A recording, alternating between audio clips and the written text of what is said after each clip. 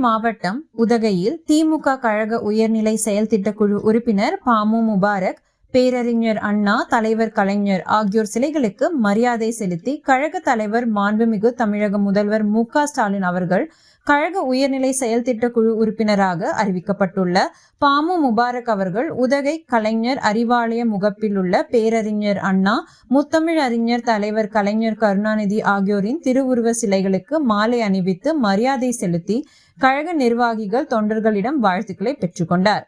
முன்னதாக தேர்தல் பணி செயலாளர், தமிழ்நாடு அரசு தலைமை கொறடா மாண்புமிகு க. ராமச்சந்திரன் அவர்கள் பொன்னாடை அணிவித்து வாழ்த்து தெரிவித்தார்.